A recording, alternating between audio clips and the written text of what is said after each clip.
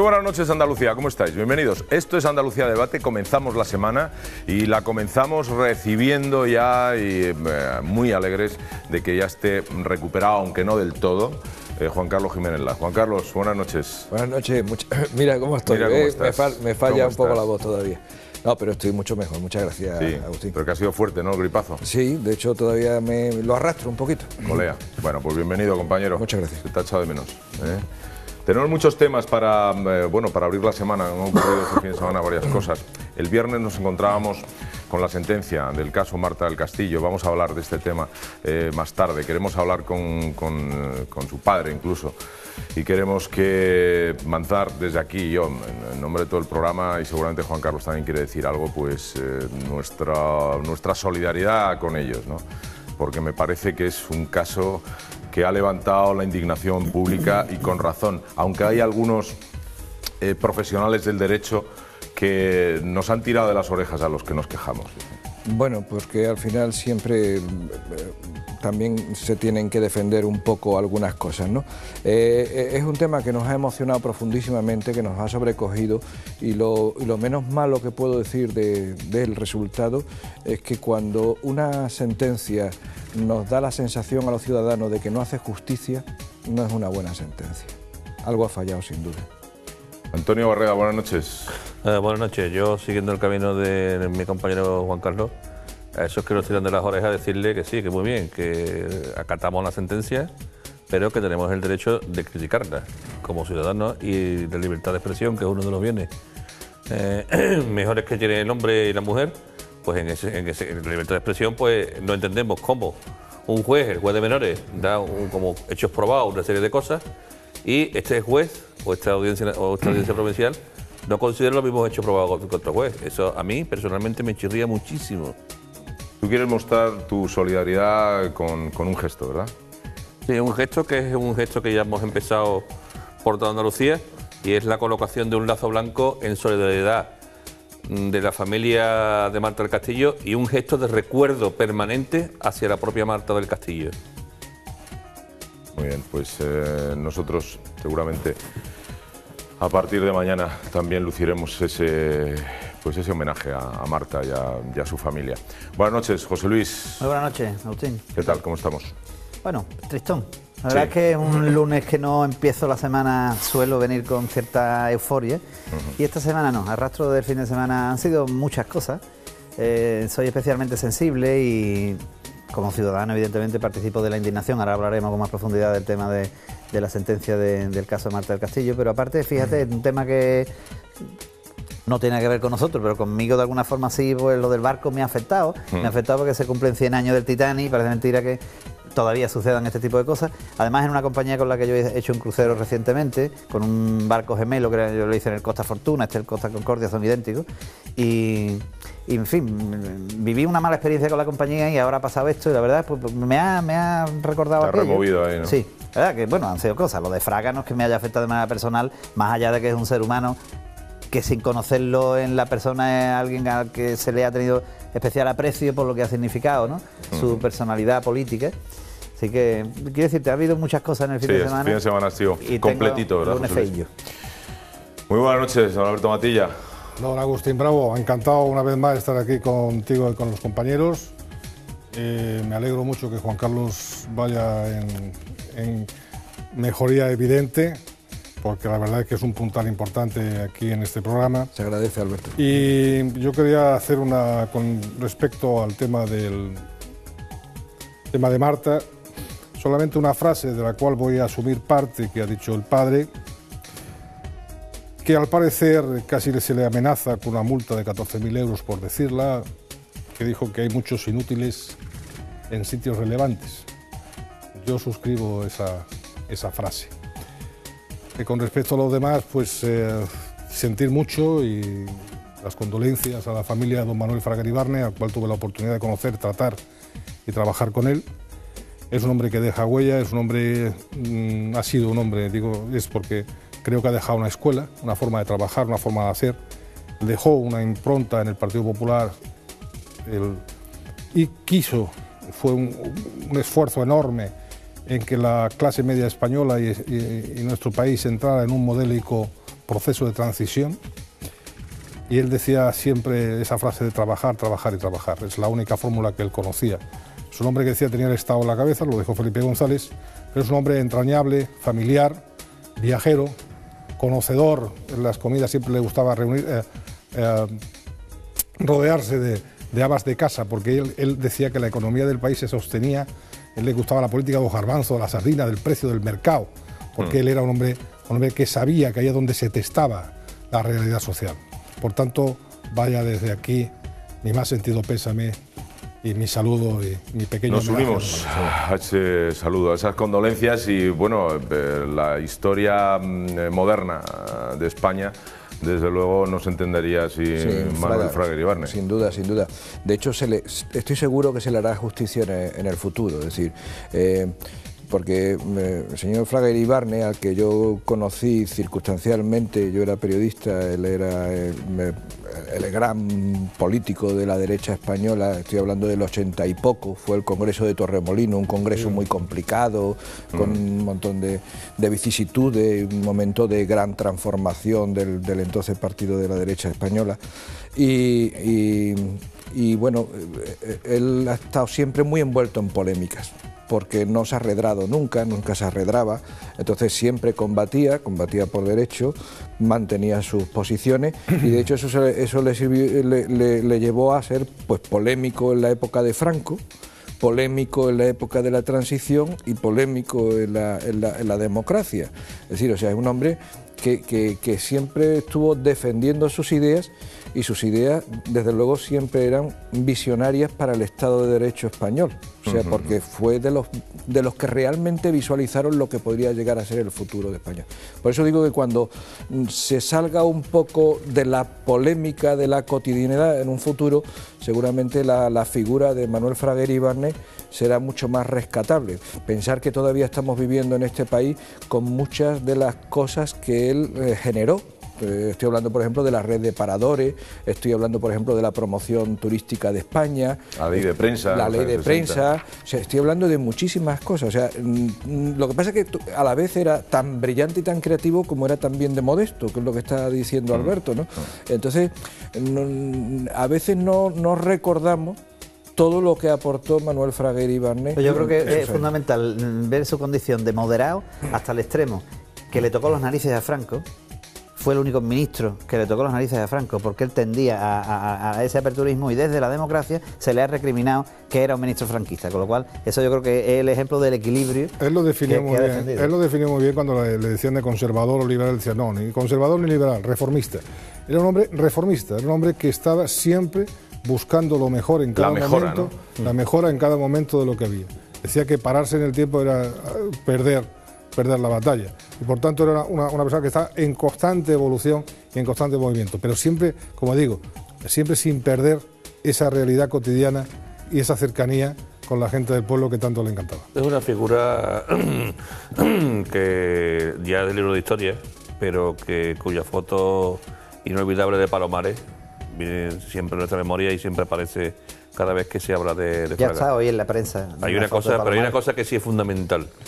Hay una cosa que él es uno de los constructores de esta democracia. Es uno de los constructores, aquí en España, agradecerle a Santiago Carrillo, a Manuel Fraga, a Adolfo Suárez, a Felipe González, una serie de gente que sentados en una mesa construyen una constitución y construyen lo que hoy es la democracia. Y a él le debemos hoy que podemos estar aquí en libertad, todos reunidos y expresando libremente lo que podemos decir. Pues un gran político, un gran trabajador. Carrillo decía hoy en la prensa que era un hombre con mucho talento y hacia el que guardaba un gran respeto. Era talento, era muy brillante y sobre todo también era muy trabajador, era un hombre que efectivamente todas las horas que tuviera el día, si alguien ha inventado el día de 25 horas, fue Fraga. Fue Fraga. Y sobre todas esas cosas era algo muy importante, que era gallego y ejercía de gallego, gallego 100%. Pues desde aquí, nuestro saludo a la familia de Fraga Iribarne. Nos vamos a ir al primer tema. Yo no sé si queréis añadir algo sobre el tema del crucero. Ha marcado el fin de semana. Todos hemos sufrido con esas imágenes. Todos hemos hecho un crucero. todos nos hemos visto en esas imágenes que podía habernos pasado a nosotros. Sí, pero yo creo que no hay que dramatizar. Yo creo que, fíjate, precisamente ha llamado mucho la atención porque no es usual. Es decir, los accidentes de cruceros no es usual. Cádiz tiene una magnífica proyección y trayectoria en el turismo de cruceros.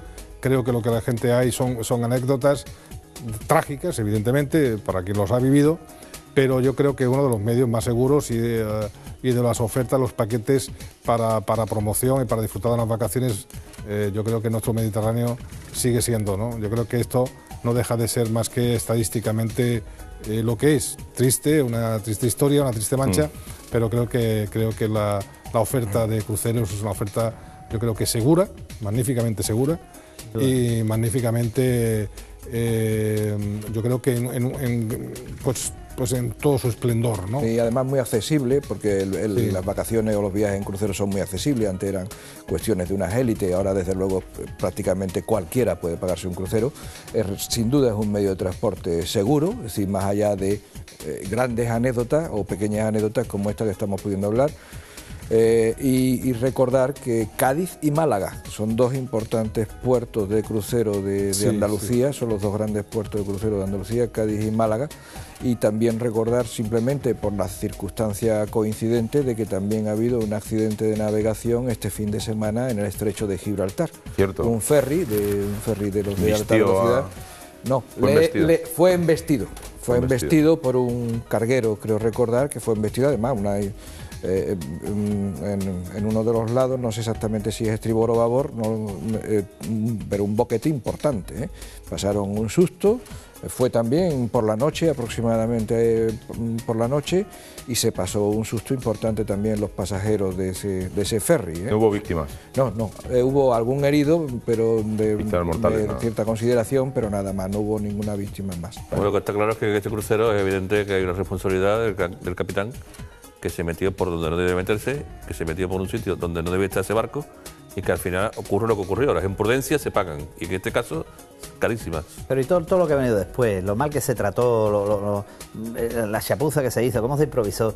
Engañando a la estoy tripulación. muy de acuerdo con lo que dice Alberto, lo que estáis diciendo de la seguridad. Es que es un caso aislado, que son cientos de cruceros diarios en el mundo. Es que hay una primera cosa de personas que hacen cruceros todos los días. Que llama la atención y no quiero debatir mucho sobre el tema porque al final lo que nos importa es Andalucía, pero es que hay una primera cosa que llama la atención, es la incompetencia o la aparente incompetencia del comandante de este crucero.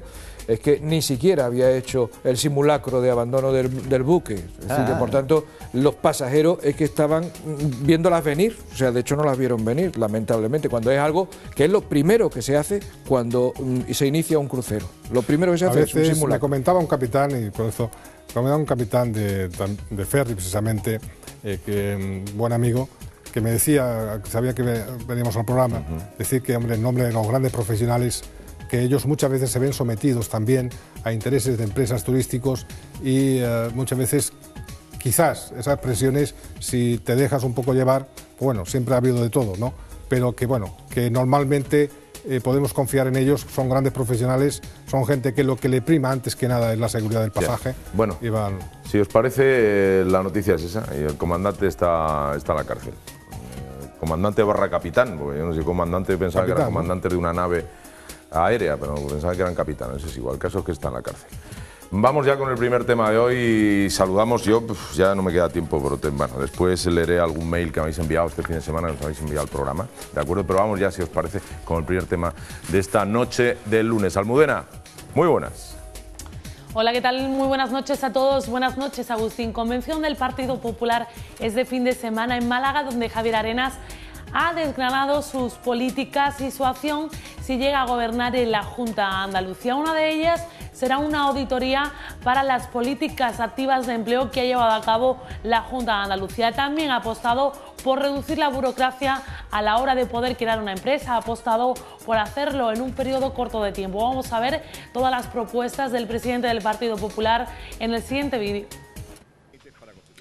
El presidente del PP andaluz, Javier Arenas, anunciaba que si llega a gobernar en la Junta de Andalucía, llevará a cabo una auditoría de las políticas activas de empleo de la Junta. También el Popular ha apostado por una menor burocracia para que se puedan crear empresas en un corto periodo de tiempo. Este compromiso lo ha lanzado durante su intervención en la clausura de la Convención del Partido Popular, que se ha celebrado este fin de semana en Málaga, en la que ha estado respaldado por la vicepresidenta del Gobierno, Soraya Sáez de Santamaría. Con el PP, ha dicho, habrá políticas de empleo, pero se sabrá en qué y cómo se gasta el dinero y para qué sirven de verdad. Durante la convención celebrada este fin de semana, Arenas ha desgranado otras medidas que pondrá en marcha. Se compromete a no recortar en educación y crear una ley de disciplina presupuestaria. El Popular abogaba por realizar una reforma del sistema financiero, establecer un calendario de pago a proveedores, eliminar en 4 años el impuesto de sucesiones, así como incentivar la contratación de jóvenes con deducciones fiscales. Juan Carlos Jiménez Laz.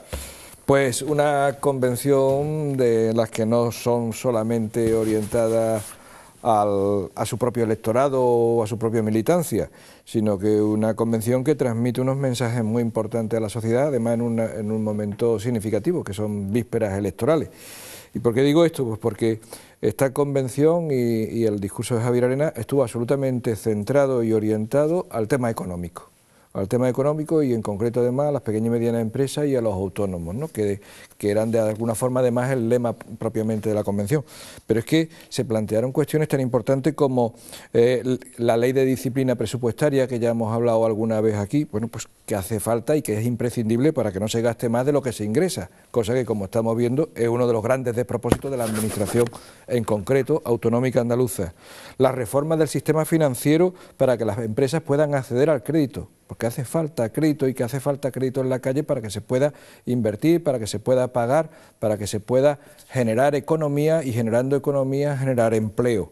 Un calendario de pago a proveedores. ¿Sí? No pueden estar los proveedores de las administraciones sin saber cuándo van a cobrar, en el mejor de los casos y en el peor de los casos sabiendo que van a cobrar en años. Es decir, un calendario y por tanto compromiso de pago a los proveedores.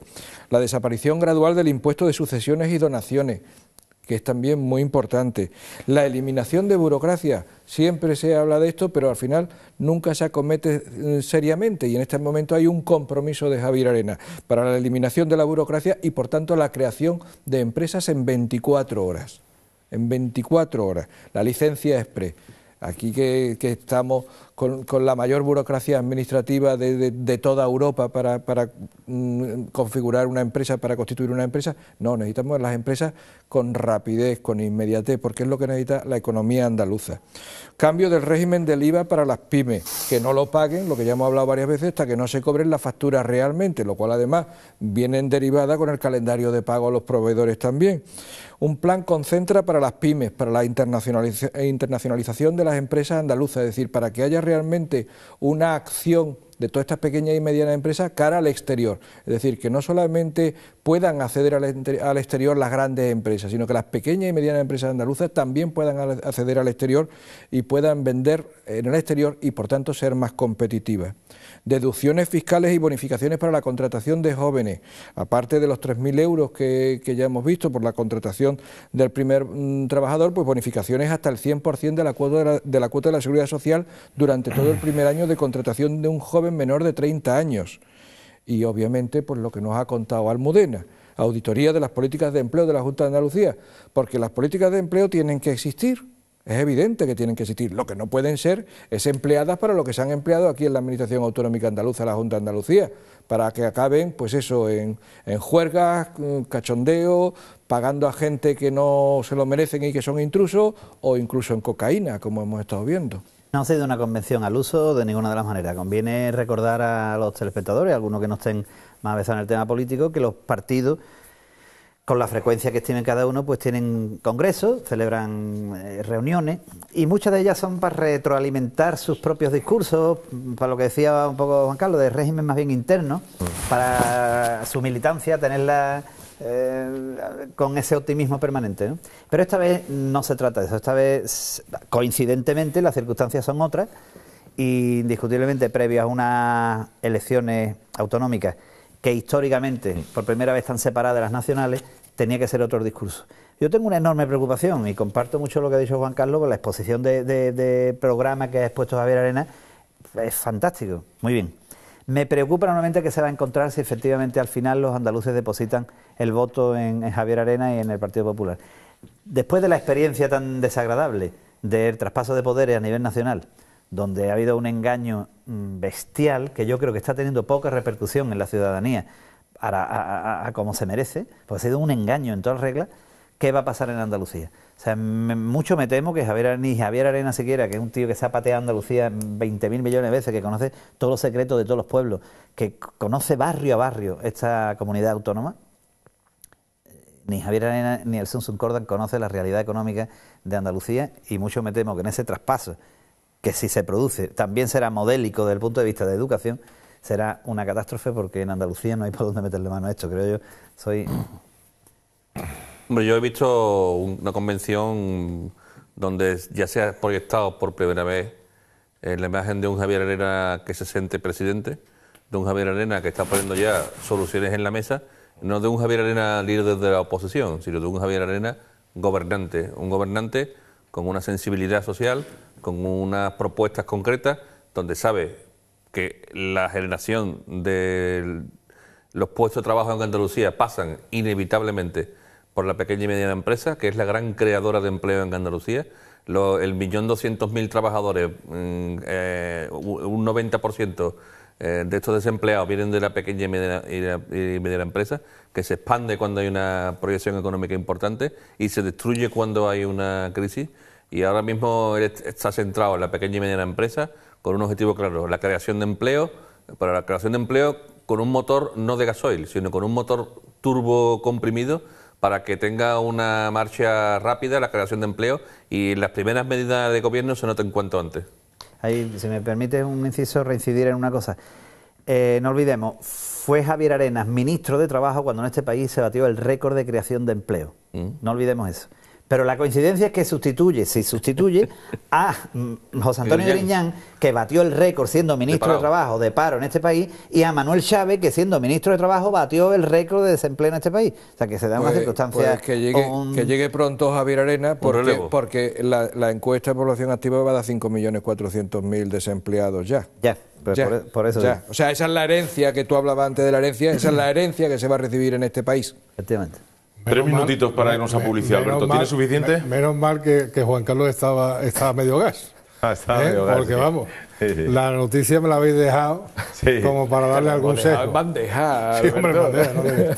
Bueno, yo lo único que quiero... Sí, voy a ¿Cuánto compañerismo? Algo, sí, mucho compañerismo aquí, mucho cariño. En esta convención hay algo que está, por lo menos, muy presente. Es decir, el apoyo de Javier Arenas a Mariano Rajoy en los momentos difíciles. Mariano Rajoy está a la altura y está poniendo a disposición de Javier todos los primeros, digamos, los líderes, los pesos pesados a favor de esta campaña. Creo que es una campaña crucial. Creo que todas las líneas que está tocando son las que el pueblo esperamos que se plasmen a la hora de gobierno. Y creo que es la primera vez, que claramente hay una opción de gobierno clara donde Javier Arenas va a poder diseñar una estrategia, unas políticas que desde luego frenen la sangría. No vamos a esperar milagros, pero evidentemente que frenen esa sangría. Ese dato es un dato aterrador. Es un dato aterrador. Más de 5 millones, estamos muy por encima de la media de España a nivel de paro. Y yo creo, y sigo insistiendo lo mismo, tanto es así que tiene conciencia de presidente que hasta el propio Griñán está diseñando estrategias y dando golpe de palo de ciego del perdedor, que sabe que es imposible la viabilidad de su propia presidencia. Bueno, yo efectivamente creo que se va a encontrar con una herencia pesadísima, como estábamos hablando antes, terrible, en Andalucía. Una de las cosas más graves con las que se va a encontrar es este escándalo de los seres del que venimos hablando, que además ha salpicado a diestro y siniestro, es decir, no solamente está situado en la Consejería de Empleo, sino que la sospecha ya se traslada a otras consejerías, no solamente dentro de la propia estructura de la Junta de Andalucía, sino que se ha trasladado también al Partido Socialista Obrero Español y a varios sindicatos, y en concreto a Comisión Obrera y a UGT, sobre todo a UGT en particular. decir, esa es una herencia que va a ser muy complicada. Por eso yo creo que, aunque Javier Arenas no ha entrado, de hecho, en el tema de los ERES en su discurso, solamente lo ha tocado tangencialmente, sí se ha permitido decir algo que es: no acosaremos a los jueces, como parece que ahora mismo está ocurriendo, ¿no? Y como al final es consciente que para también arreglar todo este desaguisado, y como decía yo antes, porque las políticas de empleo también tienen que existir, porque el empleo es el tema fundamental y el tema clave, por eso también está haciendo llamamientos de Estado o de estadistas, y está haciendo un llamamiento también al espíritu de la transición. Y tiene un gravísimo problema, ¿eh? Se va a encontrar con unos presupuestos que no son presupuestos, con unos presupuestos ficticios, con unos presupuestos que no sabe lo que hay, con unos presupuestos que no sabe dónde están y con unos presupuestos que no saben de aquí a marzo cómo van a seguir. Te has dado cuenta que la Junta de Andalucía cerró a 30 de noviembre, cerró la caja, unos presupuestos que no tienen anexo de inversiones, unos presupuestos que están cojos, unos presupuestos que son de mentira y unos presupuestos que van a lastrar a Andalucía durante 4 meses. Cuando llegue Javier Arenas... Quizás Javier Arenas también lo que tendría que ponderar, precisamente por estas razones que tú estás dando, yo lo veo quizás debería tener un poco más de prudencia en cuanto a los compromisos electorales que haga. Si te parece, hablamos justamente de eso a vuelta de publicidad. ¿Vale, Alberto? Tú retomas inmediatamente en el segundo bloque del programa esa parte. No nos mováis, por favor, regresamos inmediato.